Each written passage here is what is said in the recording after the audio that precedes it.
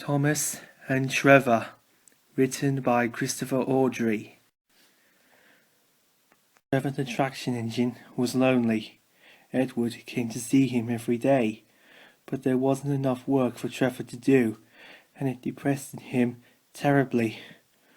"I like to keep busy," he sighed one day, "but I like company, especially children." "Cheer up," smiled Edward. "The Fat Controller has a job for you. He sent me to tell you all about it. I'm to take you to the junction to meet Thomas today." "Oh," explained Trevor happily. "A harbour, a seaside, and that means children. How marvellous!" Thomas was waiting at the junction. He was on his way to the harbour with a trainload of steel pilings. These were to build into the harbour walls to make them firm and safe. "Hello, Thomas," said Edward. "This is Trevor, an old friend of mine. He's a traction engine." Thomas eyed the newcomer doubtfully. "A what?" he asked. "A traction engine," explained Trevor. "A steam engine who runs on roads instead of rails. Can you take me to the harbour, please? Edward says the Fat Controller has a job for me." The postman uncoupled Trevor's truck to Thomas's train, and they set off. "Useful engines run on rails," grumbled Thomas to himself.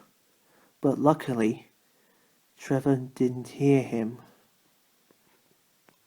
"I'm glad the Fat Controller needs me," Trevor said happily.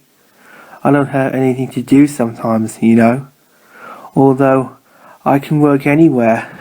In orchards, on farms, in scrapyards, even in harbours." Thomas was puzzled. "Yes, but you don't run on rails," he objected.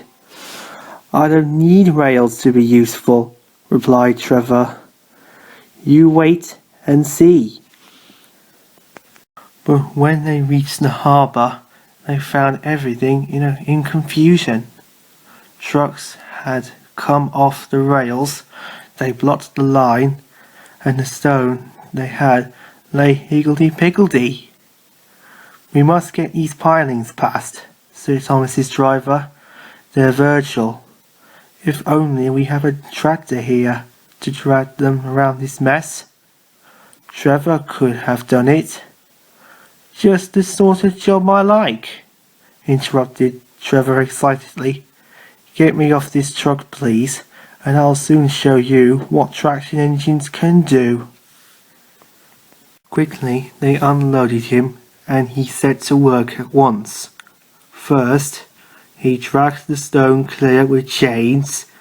Then he towed into position the pilings which Thomas had brought, so they were ready for the workmen to use.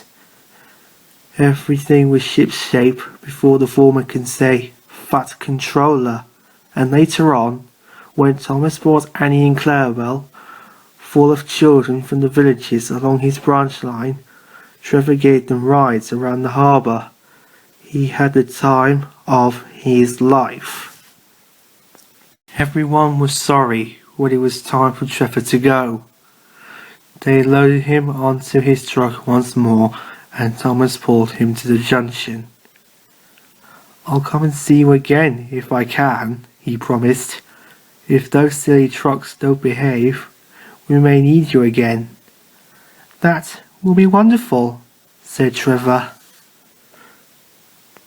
And that night, when he fell asleep happily under the apple trees in the vicarage orchard, he dreamed of Thomas, the Fat Controller's harbour, and, most of all, children.